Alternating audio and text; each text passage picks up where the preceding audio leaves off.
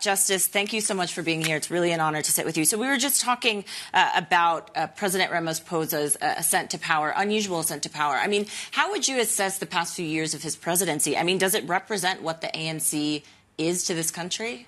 I would say the past 5-6 years of his presidency is, it's been a disaster, but, and it's a big but, President Ramaphosa has the right idea, has the right policy trajectory. If you think about what all the people looking at South Africa right now, Ramaphosa represents that which is stable, and the trajectory looks like it could go up. The problem is that he got into power in 2018, 2019, and he sat on his hands. He didn't implement all the fantastic stuff that he said he would implement. So in many ways, the right guy for the job, but actually the CEO who sits in his office and doesn't implement. Wow. And I mean, we're talking about a country that needs implementation more than anything. Absolutely. I want to turn to this opinion column you wrote, Justice, because you were pretty pointed in saying earlier this year, unless the opposition ousts the ANC comprehensively, coalition permutations after the election hold a significant risk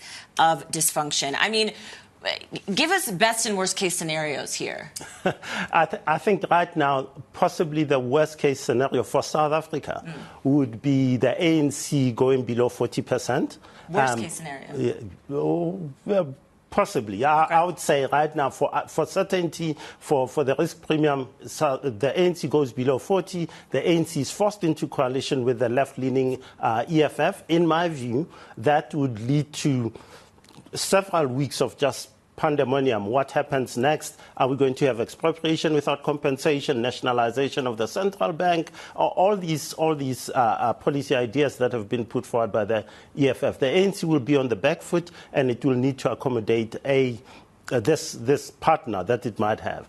I think that's with these elections, that's on the extreme.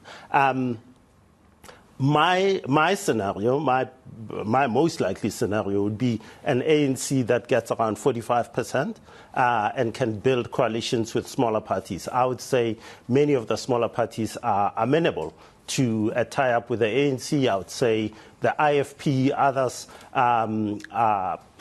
are open to that sort of tie-up. You mustn't forget the ANC actually has a long history of doing these coalitions. At the moment, possibly the one in your intro earlier on, the one aspect of this economy that's working is tourism. Not perfectly, but it's working. And the minister in that portfolio is actually an opposition member. So the ANC already has these smaller parties around it. Let's also bring in the Jacob Zuma factor, because that's what I'm going to call it right now, and the MK party. We briefly mentioned it earlier. This has really been the wild card for this election. And you also wrote about how he's really winning the PR war against the ANC. But does that actually translate on May 29th? Do you think we're actually going to see him coming back? If he can hold it together for the next 4 weeks, yes, I think that he'll make an impact. He's making a big impact in rural KwaZulu-Natal. He projects himself as this traditional big leader, traditional values and so forth. Very, for your viewers, very Trumpian, says whatever he likes to say. And I think if he brings the ANC take down in KwaZulu-Natal, where he's one of the most popular leaders. In fact, polls have found that he's the most popular leader in that province.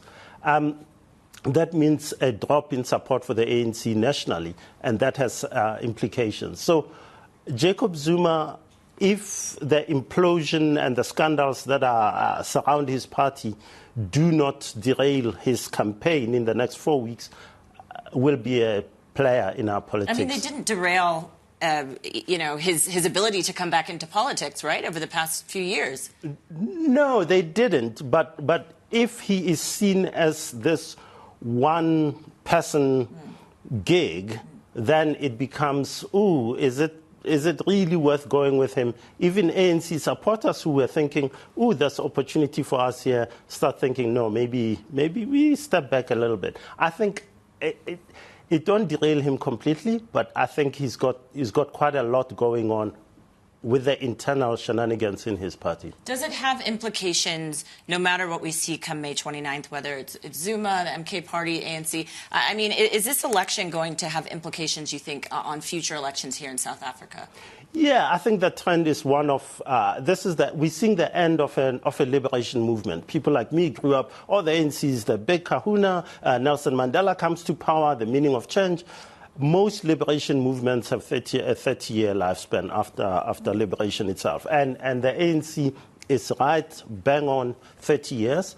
It's, I think the ANC is essentially looking at smaller and smaller returns. The next election, 2029, in my view, will be the election that finally shifts the ANC from being the center of power in South Africa to a more democratic space. A noisier place probably, but one where South African voters make a decisive decision to move elsewhere. Left or right, we can have the debate. Yeah, we did have our editor-in-chief, John Micklethwaite, pointing that out, that if anything, this is showing the democratic process is somewhat working here in South Africa. No, absolutely. And I would say the institutions are working, some of them.